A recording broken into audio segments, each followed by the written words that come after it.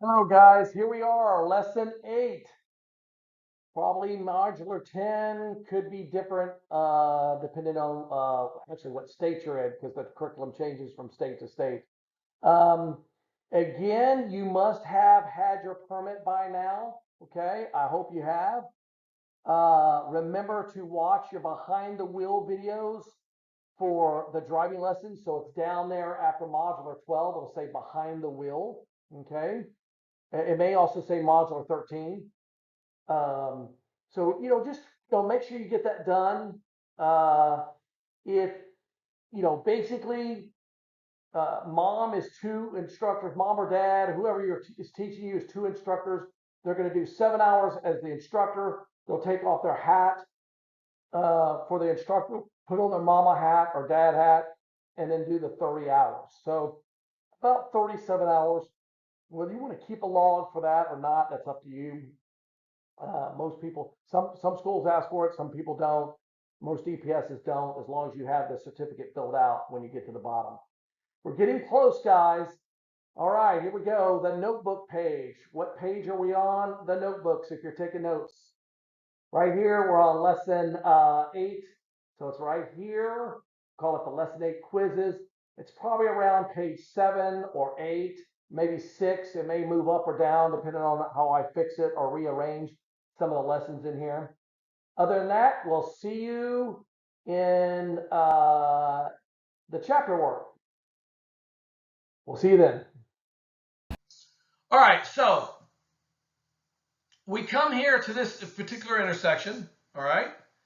And as we come to it, a car is coming up, and you are in the black car, and it says where to stop at the intersection, okay? This particular intersection with the crosswalk, we're going to stop behind the crosswalk. We're going to stop behind the crosswalk. So if I see a line, I got to be able to stop to where I can see that line. This particular intersection has 2 stop signs. It actually has a stop line, and it has a stop pole. Where are we going to stop at? Right here. We're going to stop at the stop sign, at the curb line, behind the crosswalk, which there is none, or at the stop line. All right. As we watch the video going through, we're going to stop behind the stop line. So you're going to find a pattern here as we get going through all these, and we're going to come up with a rule, which it is a rule, but I want to come up with a point. I want you to watch the pattern here. All right, next one, number 3. It says there's a light. Are we stopping under the light? Okay, well, are we stopping at the curb line where you can see it, or at the stop line? Now, it's usually a blinking red light. Where we're really going to stop at, guys, we're going to stop where you can see it. Again, we're not going to pass the curb line here. So if you draw a line across here, we're not going to pass that curb line. But if there's a big old tree or a billboard sign right here, I kind of want to be able to stop where I can see it before I go. So no painted line. I'm stopping where I can see it. All right. Number 4.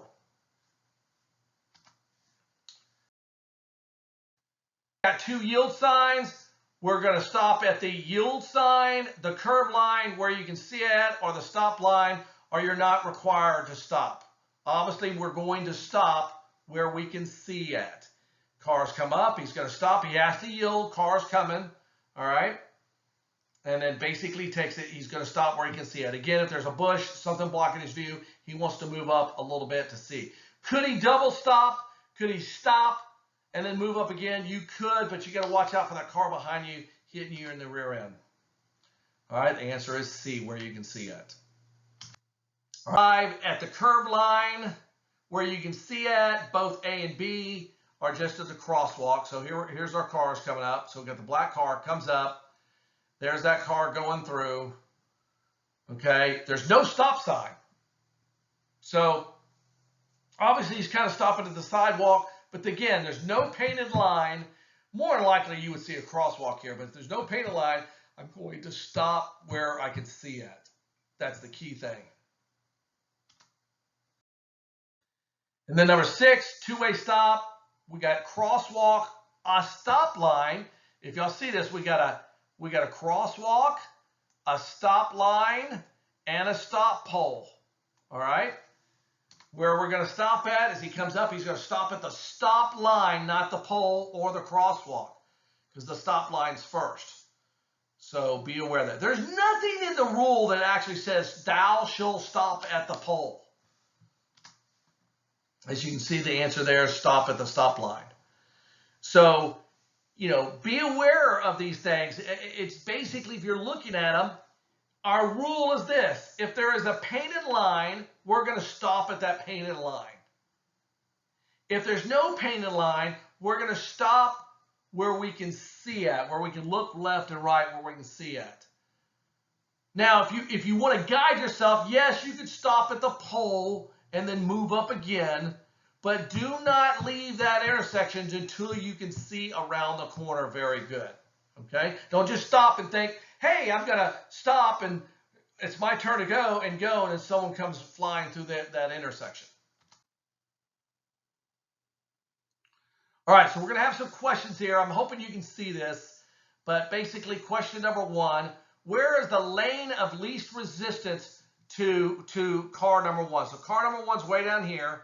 The lane of least resistance is really to the left, okay? It's the least amount of cars in the left lane. I know 6 is here, but when he moves up, we want to get to the left lane. All right? Number 2, what is wrong with number 2 space? Right here, here's car number 2. Let me see if I can get you a yellow color here. Here's car number 2. And basically what's wrong is he's driving, you could say he's driving his blind spot, but we could say he's in a pig pen, a crowd of cars. So he needs to slow down and regain front space. Okay, he's tailgating is what he's really doing. Okay. What is wrong with the vocabulary word we've used for number 3 location on the street? All right.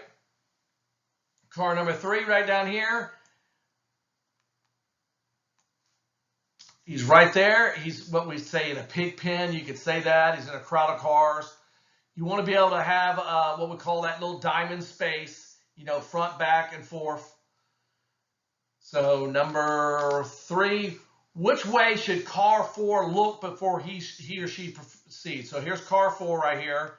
He should look left, right, left, center. Okay? Be aware of that.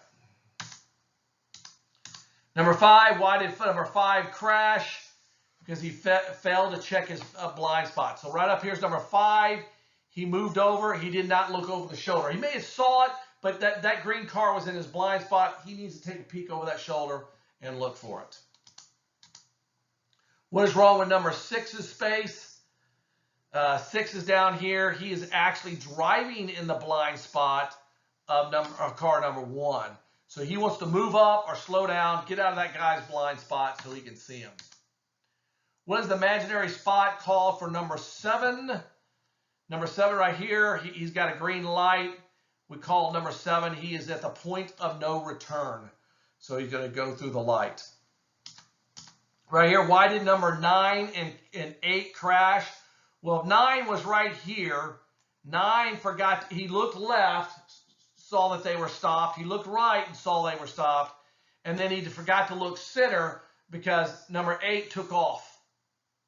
And then why did number 8 crash?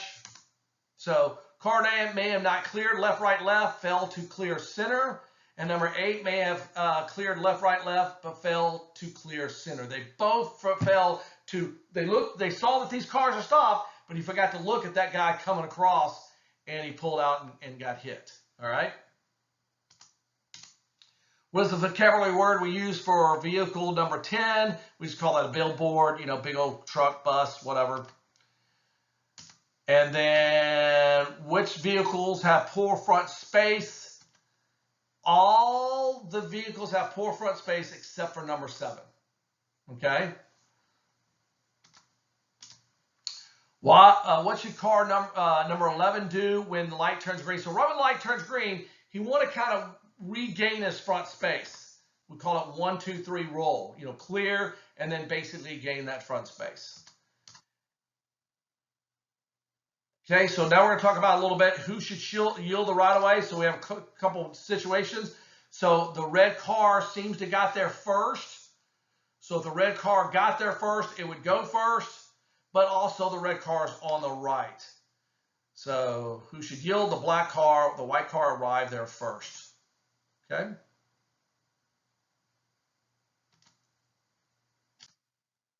Two-way yield, who should yield the right of way right here? Basically, two cars get there at the same time. The red car has to yield, or the white car, if that's what you want to call it. It has to yield because it has the yield sign. It has to yield to the black car.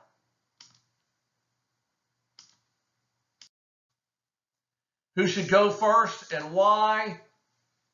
So basically right here, the black car has the right of way. It has no stop signs. There's no stop signs anywhere, but the person that has the dead end intersection has to yield to the intersection. So a T section on the road dead ending into a cross street always has to yield the right of way. And that's the same thing for a parking lot. If you're coming out of a parking lot to a main street, you lose to everybody. All right, you must yield to everybody.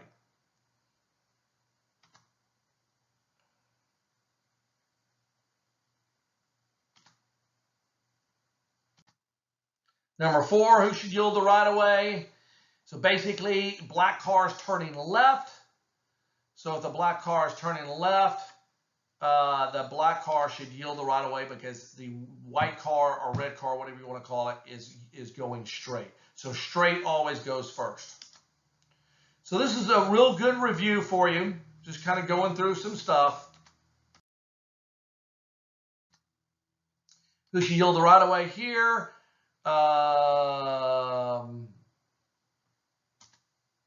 White car. Oh, okay, I see what's going on. The white car is backing up, all right? The black car is traveling straight. So whenever you back up, you got to yield to everybody. I was wondering why I was backing up there. But basically, you backing up, you have to yield to everybody, all right?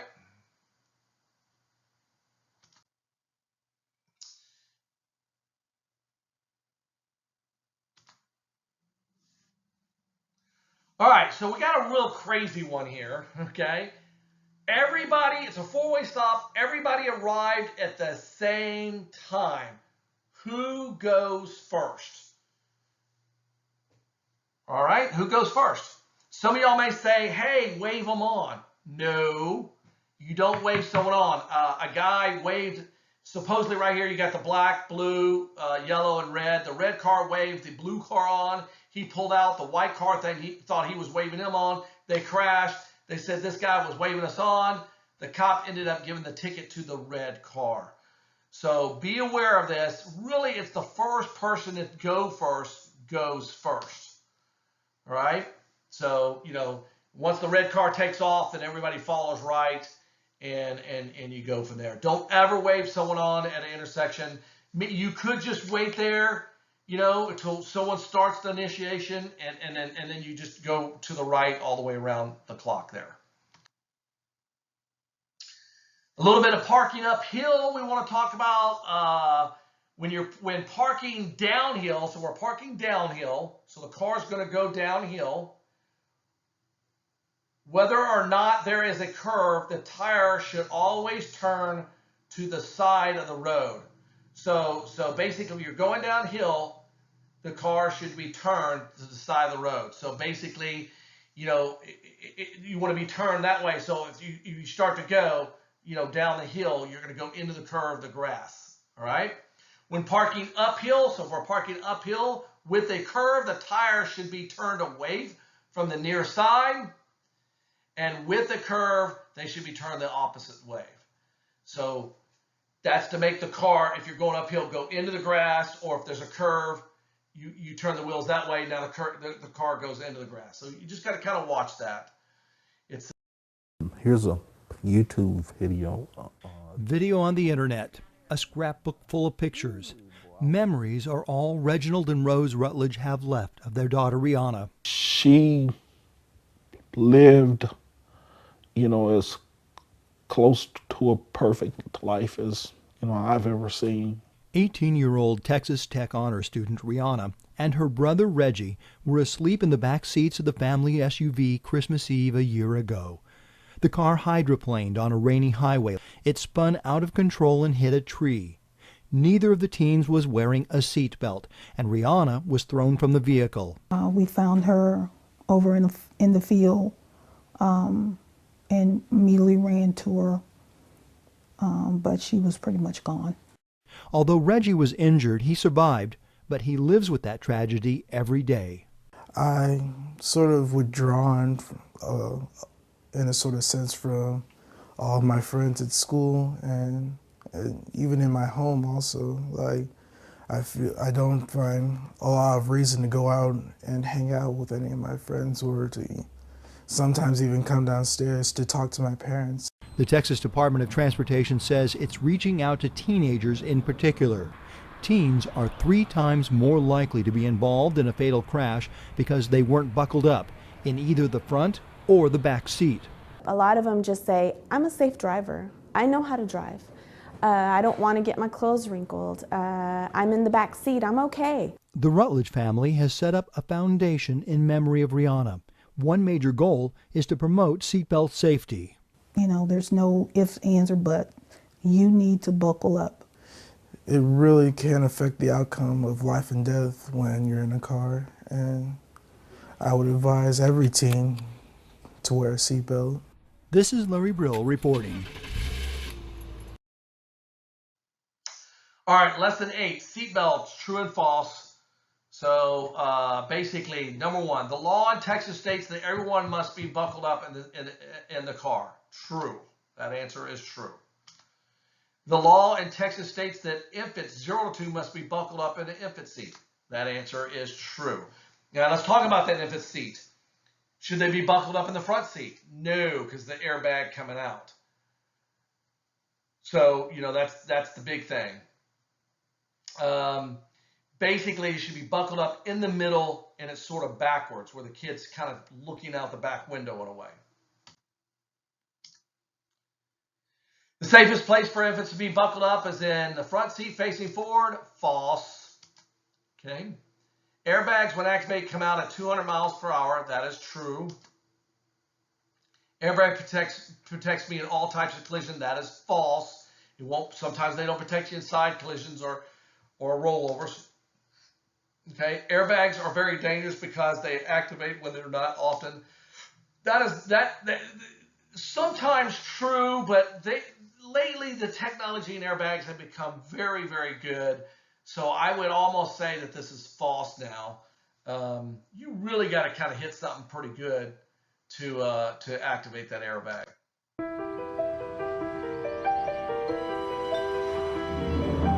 A lot of people don't realize how dangerous speeding can be. The lower limits you see posted in neighborhoods are there for a reason. So when the unexpected happens, you have time to stop. Because even 5 or 10 miles over the limit can mean the difference between a near miss and a hit. Stop speeding before it stops you. If one has the airbag in the vehicle, there is no need to buckle up. The answer is false. Of all individuals killed and injured or airbags, the majority of them were not buckled up in the position properly in the vehicle. This is true. You know, take the call. Chances of being killed if you are thrown out of a vehicle is 20 times greater than staying in the vehicle. That is true. You should never wear a seatbelt in the back seat. That is false. If riding in a vehicle, airbags, and sitting in the passenger seat, one should adjust the seat as far back as possible. That is true. If you're sitting in that passenger seat, you want to move that seat back as far as you can. I'm sorry about the tallest person should be sitting in that front seat, move that back, and a small person should be sitting in the back seat. They ain't got any room. Airbags activate, come out at 5, 10 miles per hour when you hit something. That's pretty true. Seatbelts save you 100% of the time. False. You know, there are different situations, rollovers, so forth. The latest technology devised airbag are called smart airbags. which inflates at the speed depending on your weight. Yeah. So like in my car now, in most cars, the airbag on-off switch will be gone in that passenger seat if nobody's there. But once I sit in it, the light or the alarm will beep, beep, beep, and so forth. So that is false. Airbag has on and off switches. Nobody has an on and off switch anymore. That's old stuff. It says true, but that is actually false. 49 states have a seatbelt and only one not having them. I think this is going to, yeah, it's false. I think all 50 states, 49 states have a seatbelt law with only one having one. It's going to say true, but I think it should be false now. I think everybody has a seatbelt now. Texas primary has a seatbelt, which the law means an officer can stop you for seatbelt violation only. So if you're standing at the light, you're sitting there, you know, listen to your radio, whatever. Cop pulls up next to you at the light. He looks over and sees you're not wearing the seatbelt. He can pull you over just for the seatbelt. And that's a pretty hefty ticket. It's about $125, $150 or more. And you sometimes, they take a defensive driving class. Well, now you got to take a seatbelt class. So be aware of that. Some states have a secondary seatbelt law, which means that you can only be fined a seatbelt violation secondary. True.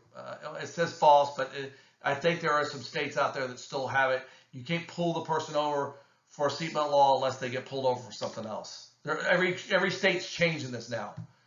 Okay. The minimum fine for not wearing seatbelt is $50. That is true. It says false, but I know in the law book, but you know what? They may have raised that up from 50. It probably has gone to $75 or $100 now. So, all right, we're talking about turnaround. This is a 3-point turnaround. How he backs in, pulls up like that. I like that, and then you turn around. Okay, sort of a 3-point turnaround, but I like how they back it in. Some people do it the other way. Here's another. This is what we call probably the 3-point turnaround. As the car comes in, turns into the driveway, all right, then backs out of the driveway, and then he takes off and go. That's a 3-point turnaround. I like the other one best because it's easier to maneuver. All right, this is a turnaround. The guy's car doesn't make it all the way, so he has to stop. Then he kind of goes up on the curve there, and then backs it out, and then go. I do not suggest this one at all.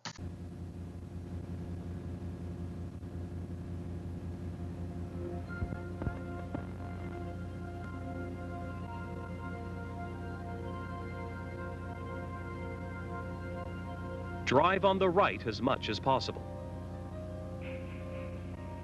Before any maneuver, check if it can be performed safely. Then signal your intention and recheck your mirror and blind spot. According to the road signs and situation, decide whether passing is allowed and safe.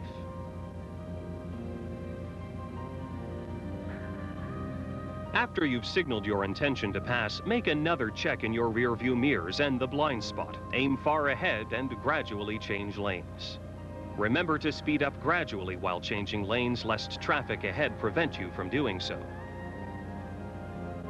When the vehicle that you passed is completely visible in your inside rear view mirror, check the blind spot on the right. Return to the right lane without slowing down. Never pass on the right except to pass a vehicle that's about to make a left turn. Change lanes completely to pass a motorcycle or a moped.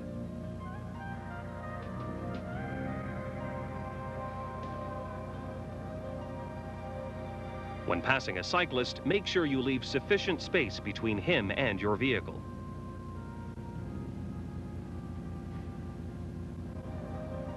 Finally, when a vehicle passes you, stay well over to the right and leave the initiative to the driver who passes you.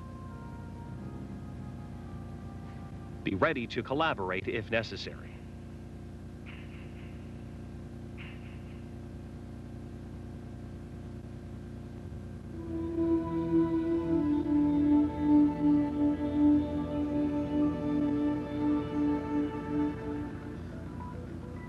There are all sorts of reasons why drivers get angry, and they express their anger through many types of aggressive behavior.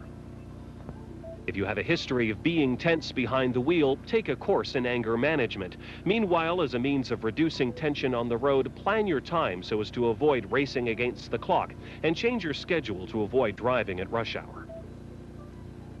Don't tailgate. Instead, maintain a reasonable distance between yourself and the other vehicle. When passing, don't get too close to the vehicle in front of you. To properly complete your passing maneuver, make sure that you can see the entire front end of the other vehicle in your rear view mirror before pulling in. When you have to merge onto a freeway, leave enough room between your vehicle and other motorists. Forgetting to communicate with your turn signals remains the most common source of irritation. Be very careful. When driving with your high beam headlights, remember to dim your low beams to avoid blinding oncoming motorists. Do not overuse your horn. 2 short taps are better than 1 long blast. Never sound your horn to attract people's attention for reasons other than road safety. Beware of certain gestures that you might be tempted to make in order to show your discontent. Drivers have been beaten, stabbed, and shot dead for having expressed themselves in this way. When parking, don't encroach on other spaces and never use areas reserved for the handicapped. Don't let yourself be distracted by the telephone when you're behind the wheel. Park your car in a safe place or use the hands-free option. Avoid displaying bumper stickers, flags, or slogans which might offend other motorists. The best way to respond to road rage is simply to ignore it. Don't react to provocation. If another vehicle is stalking you, go to a police station or any other place where you might find help. When you cross paths with an aggressive driver, make a note of the license number and report the incident to the proper authorities.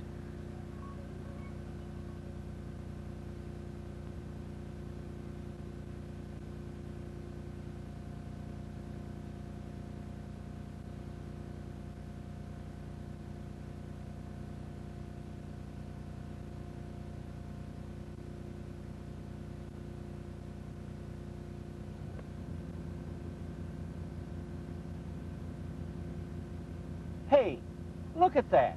Hair in a shattered windshield. That's a head mark. That was made by somebody that found a reason why they didn't want to wear a seatbelt. Hi, I'm Sergeant Jack Ware, and no matter how many of these things we find on wrecked automobiles, there's usually room to live in here.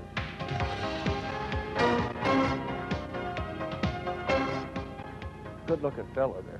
Gee. Folks, I've brought some friends of mine here. We're going to discuss today why people don't want to wear their seatbelts. And one of the reasons I want to do that is because of this number right here. That's how many people die every year in automobile accidents in the United States, 50,000.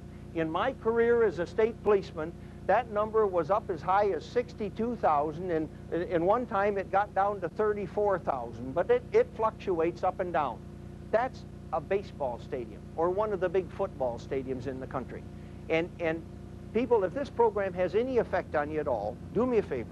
The next time you're in one of those stadiums, when there's nothing happening out here on the field, just stop here and look around at all of those people in that stadium, and then realize that many people are going to die in a traffic accident in 1 year in the United States.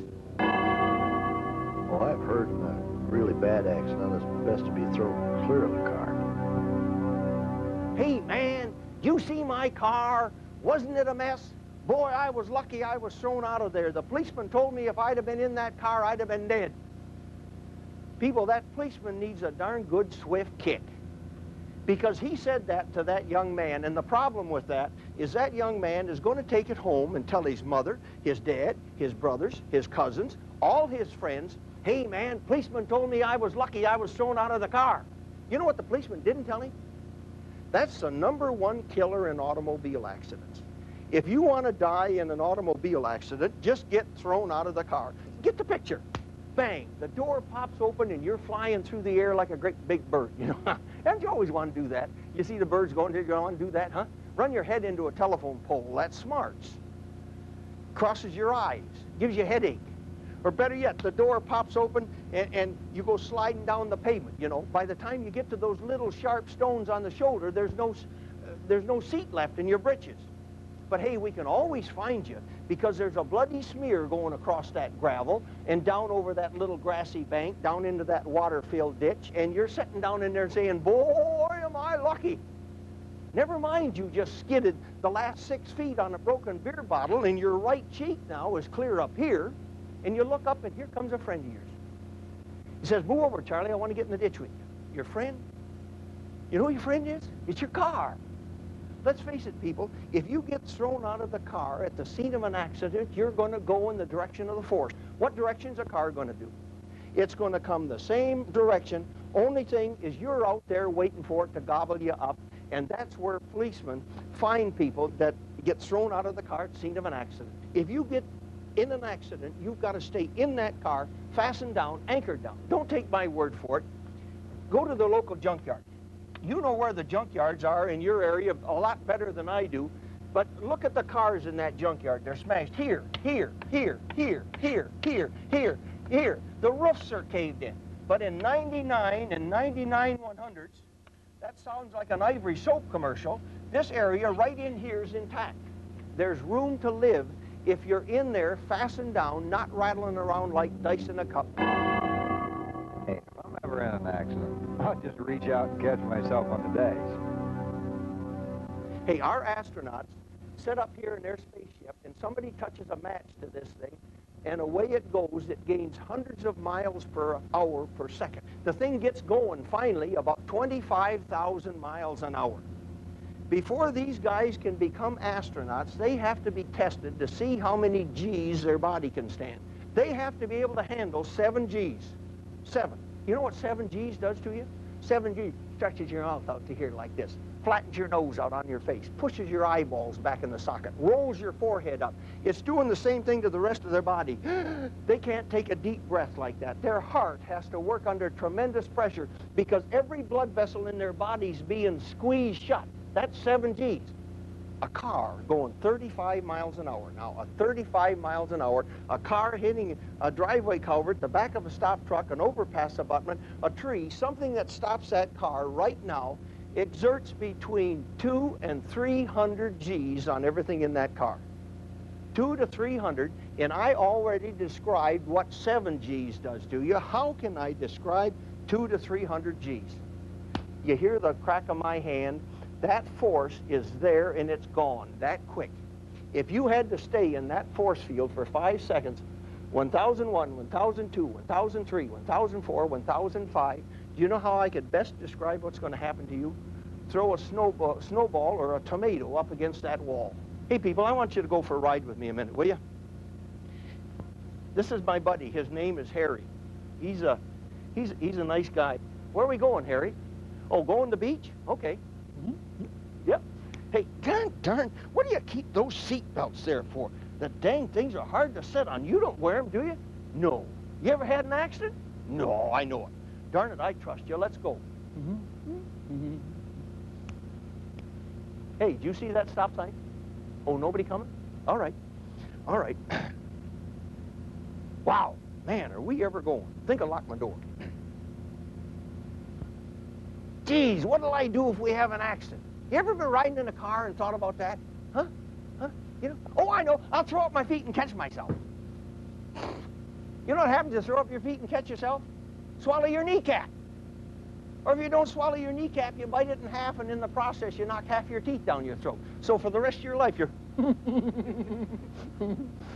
Earl Superman, he says, hey, man, I lift weights. Hey, I can put 45 or 450 pounds up there. You know, push-ups, hey, I can do them either hand. How many you want me to do? Hey, if I have an accident, hey, I'm going to reach right out here and get a hold of the dash. Boy, I got a grip. What are you going to do with that hand? Oh, hey, I'll stick it in my pocket. No, I won't either. I'm going to, no, I'm going to grab a hold up here on this doorpost. Understand they mash their brains out on that thing. Boy, let anybody move me now. I got a grip. Think you can do that, guys? I got a test for you. You guys, I'm not even talking to you gals now. Guys, when you go home, take your wife. She usually weighs less than you do, usually. Get a stepladder and help her up on the garage roof.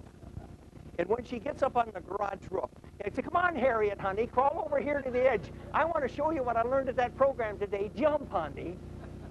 No, don't use your wife. You can't even get her up on the ladder, let alone get her on the garage roof. But have your son go up there. Let him take a 100-pound bag of cement up there and drop it. Catch it, guys. Get right under there and catch that 100-pound bag of cement. It's only going to fall a foot and a half. You'll break your back, but that's all right. If you can't catch that, how do you think you can ride down the road, weigh 200 pounds, and ride down the road 15, 20, 30 miles an hour and reach out and grab a hold of the dash and catch yourself? If you still question what I'm saying, I got a test for you. Go home, put on your shorts and a pair of tennis shoes, and get out in your backyard now. And in fact, get back in the shrubbery where your neighbors don't see you, because they're going to think you're nuts. And when you get back there, look at the back of your house and pick a spot where there's no windows and just kind of draw an imaginary X on it. And when you think nobody's looking, just start running just as fast as you can. How fast can you run? 12, 14 miles an hour? Hey, your eyes are watering, your hair's blowing behind your head. When you get to the back of the house, don't stop running. Just throw your hands out and catch yourself. Make sure your wife is there to pull your face out of the aluminum siding, because these things are useless to you people. And hey, you know what I call them? I call them wet noodles. As far as I'm concerned, that's as good as they are in an automobile accident. In fact, let's play a little game. Let's have an accident and do it real slow motion. We reach out here and grab a hold of the dash, and here comes our thumb. Geez, I never did that before. And this finger goes across the dash till it hits the window and just bends over backwards. This one slides sideways and it breaks right here. This one tips over backwards, and this one goes down the defroster hole. As your face goes out through the windshield, beyond it, your hands are caught there in the crevice between the dash and the windshield. These things are useless. You know, in our kids, we love them dearly from the time they're this big. We do all of the things that we can do to see that they grow up to be big and strong and have a happy life. You know, we say, whittle away from yourself. Don't whittle towards yourself. You cut your finger. Carry your scissors with the point down. Don't run with that sucker stick in your mouth. Get your finger out of the light socket. You know, we teach them all the good things. And then we take them out in the car and say, come on, Johnny, let's go for a ride. And we stand him up in the front seat of the car. All you have to do is hit your brakes, punch him good, and there, bye, Johnny. There he goes right out through the windshield. Or mother says, here, Johnny, sit on my lap and I'll hold you with my wet noodles. Or dad says, here, Tommy, you stand here behind my wet noodle and I'll hold you in the event we have an accident. That little boy, he only weighs 20 pounds, but in a collision of about 35, 40 miles an hour, his 20 pounds is exaggerated to 600 pounds. Can you imagine catching 600 pounds with his wet noodles? One day I was working traffic patrol, people, and I saw this bunch of cars sitting alongside of the road and all of these people looking in the window of this car. And so I got out of my patrol car and I walked up alongside of the car, and sitting there in the driver's seat was a blonde-haired gal about 23 years old, and she had a little blonde-haired boy in her arms, and she was rocking him like that. And when I opened the door, I could hear her. She was humming some kind of a little song. And I said, ma'am, what's wrong? My baby's dead. And I said, what happened? She said, well, a dog ran out in front of me, and I slammed on the brakes, and he fell off the seat, and now he's dead. I went around the car in the other side and opened the door, and there in the dust of the dash was a little half-moon mark, and there was that same reddened mark on his forehead where he'd been standing up in the seat and slammed forward and hit that dash and broke his neck on the way to the floor.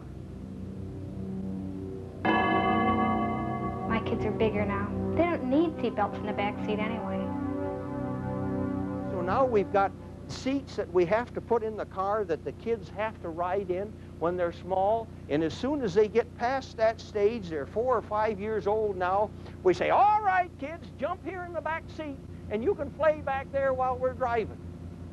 All you're doing with that little kid in the back seat, people, is making a human projectile out of him. If you have to slam on your brakes, or if you do have one of these accidents, 25, 30 miles an hour, that kid is going to be just like a rag doll that somebody threw across the room. And hey, you know those little kids, they have a way of getting bigger and bigger and bigger. New Year's Eve, and you're having a house party, and your wife and you are getting your house all set up, and Freddie, your son, comes up and says, hey, Dad, can I take the car tonight? Oh, gee, son, it's New Year's Eve. I don't know. You're only 16. I don't know. But he said, Daddy, I don't drink. You know I don't. I'll be careful. Can I take the car? Well, where are you going? Well, we're just going over to a house party. Okay, son. But just remember, when you're coming home, there's going to be a lot of drunks on the road. Be careful. Okay, Dad. Your party's over with. It's about 1 o'clock and everybody's gone home, and you've got a mess all cleaned up, and you're crawling in bed with your wife, and you're saying, gee, I wonder how long before Freddie will get home. And you really can't, if you're like me and a lot of other parents, you can't go to sleep because you're worrying about Freddie. And all of a sudden you hear the garage door come down, and you say, oh, geez, he's home. Or there's an alternative, people. You hear a knock on the door. And when that knock comes on the door, you well know who that is, and you get up and you go to the door, and there stands me, a policeman. And I said, sir, I'm sorry, I've got some bad news. Your son Freddie was killed in an automobile accident tonight. You know, there's really no other way to tell people that. And he said, oh my God, what happened? Geez, I taught him to drive. What did he do? Well, he didn't do anything. It was the other driver, but you know, your son didn't have a seatbelt on. Didn't you tell your son to wear his seatbelt? I don't wear a seatbelt because I'm worried about being trapped in my car if it catches on fire in an accident. I talked to a class one day of young people, and I had an older teacher standing in the back door listening, and I knew the lady. About a week later, I met her on the street. And she says, Jack, you don't wear those seatbelts, do you? And I said, well, sure, don't you? She said, why no? And I said, well, why not? She said, well, what if I was involved in an accident and I was knocked unconscious and my car caught a fire, I couldn't get out? What if I was knocked in an accident, I was knocked unconscious and my car caught a fire, I couldn't get out? I said, hey, how many unconscious people you ever seen walking around the scene of an accident? Honest to God, you could see the light bulb come on up here. She said, why, you know, you're right. She said, if I was unconscious, it wouldn't make any difference, would it? And I said, no. But hey, I can't blame that lady, because she's scared of fires, and she's heard about them, and she's seen them, and I'm scared of them. I would hate to be in a car where there's fire, and they really do it to you on television. You know, if the hero and the heroine are riding down the road and the hoodlums are shooting at them, and all of a sudden their car crashes and they jump out and run across the courthouse yard and fall down there in the grass, and they look back at their car and it goes poof. And while you're sitting there, boy, wouldn't it be awful to be in that? We're really getting jammed into that fire episode, making us think, gee, fires are involved in accidents all the time. Fires are involved, people, in less than 0.5% of our total accident picture. 0.5%. That's not a valid reason for not wearing your seatbelt, people. Hey, I want to take you back with me one more time to an accident that I policed just before I retired. This is an intersection, and there's a stop sign right there and a stop sign right there. My witness to this accident came from this way. Johnny and Freddie came from this way, and Mary and Joni came from this way. I kind of have to set the stage for this thing, people, because it's winter time, and it's in February, and it's cold. And these young couple, they both went to a different party that night, and they probably got to that party about 9 o'clock that night. It was a nice night. But about 10:30 that night, it started to rain, and it rained, and it rained, and it built ice up on everything. And about 1 o'clock that night, people, I was right here on this intersection, and I came up here, and I couldn't stop my car, and it's flat, flatter than a pancake. I couldn't stop my car, so I turned it into the curb, and I slid along that curb, just grating on the curb to get my car stopped. And I got stopped right about here, and I looked, there was no cars, there wasn't much traffic out that night, and I turned and went in this way. My partner and I decided we were going to go have a cup of coffee. I got a call on the radio. It said, Jack, you better go to this corner, there's an accident. And I said, hey, no, I was just at that corner, there's no accident. He said, you better go back. He said, it sounds like a bad one. After the accident was all cleaned up, people, I got a chance to talk to that witness. And I said, hey, did you see Freddie's car? And he said, no, I didn't see his car. And I said, well, geez, what'd you see? I wondered why he stayed around all of that time when he didn't see anything. I said, well, gee, what'd you see? He said, I saw his headlights. And I said, well, can you describe them? He said, yeah, they looked like shooting stars. Man, was he carrying the mail. Johnny and Freddie left their dance, and they had had a couple of beers at that dance. We don't know how many, but we know they didn't have over 3 beers apiece. But Johnny and Freddie came out of their dance, and when they come out the front door of that place, the ice surprised them. They didn't know it had rained, and they promptly fell right flat on their face. And then they went across the parking lot, hanging on the buildings and cars, until they got to their car, and they had to scrape that much ice off their windshield, people. And when they got in the car, they had to spin it and spin it and spin it to get it moving, and then it had to be fishtailing back and forth like this. Something should have said, hey, Freddie, you can't drive like that on wet ice. Something numbed that thing, apparently. They were coming right here. Mary and Joni, Johnny and Freddie. They met right here. Right there. Joni sat right here, and Mary sat right here. Mary was the driver. She was about 5'7½", and she weighed about 140 pounds. She was pretty. She had black curly hair. And the steering wheel, you got to picture this here, people. The steering wheel sitting here in front of her, and she's hanging on to it. And in that impact, the impact was over here. You'd have thought she'd have gone that way and gone this way. She should have, but somehow or another, those cars must have been twisting so violently that instead of doing that, she came right over the top of the steering wheel and left a hole in the windshield here. And there was some of her hair and some of her skirt on the windshield. And she flew through the air and flew all the way over here and ran into a woven wire fence and broke her neck. And when I got there, she was standing with her head all twisted around underneath her, upside down with one leg draped back up over that fence. Joni, hey, Joni was 5'8". She weighed 135 pounds. She had long blonde hair. She was very pretty. And she sat here where this impact came from this side and hit this car right here.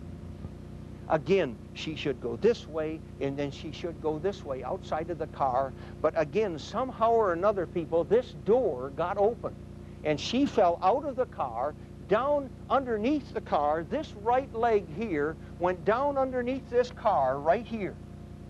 And then this car, the continuing impact, this wheel assembly was just torn loose and pushed out from under. This wheel, we never found it. We don't know where it went. It was just blown out from underneath the car, and that car come right flat down on the pavement. And when it did, then the car was spinning, and it came over here like this and ran into this curb right here. A 10-inch curb with Joni pinned right there between the curb and the car, and 4,000 pounds of car slammed into that curb, crushed Joni, and then the car bounced in the air and went on over here. And Joni came out and left a track through this water, slush, snow-filled ditch, like a toboggan track down through there. And she was right there when I got there. We came around the corner and stopped there behind their car. And I got out and looked in that car, and there was nobody in there. And I turned around with my flashlight, and I happened to shine it right in her face. There was about this much of her stuck up out of that slushy water. And she was looking right at my flashlight, and I walked over there, and I stepped down in that ditch, people, and I went into slush above my knees. And I stepped down there alongside of her, and she was looking up at me. I gotta go home. I promised my mama I'd come home. I gotta go home now. Not in a 19-year-old young lady's voice, but in a little girl's voice. My mama's waiting for me. I gotta go home now. Hey, people, we pulled her up out of that ditch, and we put her on a paper blanket right here. That's when I saw her leg, the one that had been underneath that car. There was no leg anymore, no knee, no ankle, no foot. It was just ground up meat, bone, dirt, grease, ice. Honest to God, it looked like a salt and peppered piece of hamburger. And there was no blood left there, so that thing could bleed, because she was so mashed up from being between the car and the curb that there was no blood left to get down there. The next day at the autopsy, I told the doctor that Joni was alive at that accident scene for almost an hour, and he said, no way, she died almost instantly. Hey, people, I was there. We had to wait for that ambulance to get there, and it seemed like it would never come. When we finally put her in the back of the ambulance that night, we already had Mary in there, and Mary was on the stretcher, and we slid Joni's stretcher alongside of hers, and the attendant was in there, and Joni was still begging the attendant, I gotta go home, you can't make me stay here, I wanna go home, in that little girl's voice. And we closed the ambulance doors like the end of a bad story, people. She never made it to the hospital. She died on the way. Johnny and Freddie, Johnny got a cut. It bled right here. It bled down into the middle of the palm of his hand. That's all he got out of that. Freddie never got a scratch. As a policeman, I wanted to put him in jail. I didn't think anybody had a right to do something like that and just walk away from it and continue their life. Hey, you know, I got a warrant, but I never served it, because 7 days later, his mother called the post. She was screaming, you got to come over and help me. My son is destroying our house with an axe. And 4 of us went over there, and we took that boy out of that house and took him to the hospital in a straitjacket. I know why he did it. You know what Freddie did? Freddie knelt on that paper blanket that night. And you got to get the picture. It's still 30 degrees, and it's still raining. And he's got his sport coat off, and he's in a white shirt, and he's got that sport coat draped over Joni here. And he's looking down at her, and the tears are running out of his face as big as my fingernail. And he said, oh, God, I'm sorry. I didn't mean it. And she's looking up at him, but my mama's waiting for me. I gotta go home. You can't make me stay here. My mama's waiting. Oh, God, I didn't mean it. I'm sorry. And there was that piece of meat laying out in front of her, or in front of him, that he could see, and he kept begging her. People, that, like I said, we waited almost an hour for that ambulance, and while we were going around cleaning up the mess, there was nothing we could do for Joni. I stopped every once in a while in what I was doing and turned and looked at him, and I listened to that young man say, oh, God, I didn't mean it. Won't you please forgive me? People, that's what this is. But you know, I got to come back over here. I said, when I first started this program, I said, you got to stay in the car. I couldn't get in this side of the car, but I came around and got in this side, into Mary's side of the car. There was no damage on her side of the car, nothing. The steering wheel wasn't even bent. I don't know how she could get her body 5'7½", how she could unwrap around that steering wheel and go out through the windshield without bending the steering wheel. But I slid across that seat and tangled up in the seat, in the middle of the seat belts, was her little black sequin purse. It had her wallet and some cosmetics in it, and that little purse stayed there, tangled up in the seat belts. In that impact that happened, that purse had to hook that belt and then just stay there. She didn't have to die. If she'd had a seatbelt on, people, she could have stood here and told you about that accident. Joni, hey, I don't know whether Joni could have handled that or not, but let's face it, people, all the injuries she got, her leg and being crushed and her insides all being crushed, was all with her outside of the car. No damage from the inside of the car, from that impact when she was inside of the car. Again, one more that got thrown out of the car. I got to come back up here. This is a wide open area. She had to see that shooting star just like he did. What was Mary doing? Lighting a cigarette? Putting on lipstick? Was she saying, hey, Joni, did you see the beautiful man I danced with? Did Joni happen to look up and see that car coming? Mary, look out! Honest to God, people, that's what that is. That's all you got time for. You don't have time to say, hey, wait a minute, I'll put on my seatbelt. Wait a minute, I'll throw my hand up here. Wait a minute, I'll brace my legs. Look out! Bang! I had to go to Joni's mother. And I walked up on the back porch of that house and knocked on the door, and a hall light came on. And I saw Joni coming down the hallway putting on a house coat. Joni, 20 years older. I didn't know that that lady, her mother, had lost her husband 6 months before that. I didn't know that Joni was all she had left in the world, but as a policeman, I had a message that I had to deliver. And I've found over the years that it's just easiest to hit them, bang, and get it over with. So when she came to the door, I said, ma'am, I'm sorry, I got some bad news. Joni was killed in an automobile accident tonight. She knocked me right off the porch. I never even saw her hand coming, but hey, it was 4 o'clock in the morning. I was soaking wet. Didn't hurt me. I got back up, and I went in the house, and I held that woman in my arms while she shuddered and cried. And then when she finally got under control, I had to take her to the hospital to identify her daughter.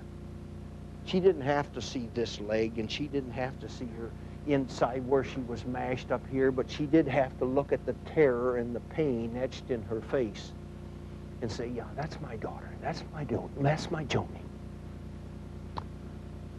You see why I started with this figure, people? 50,000. Can you imagine, do you have a family at home?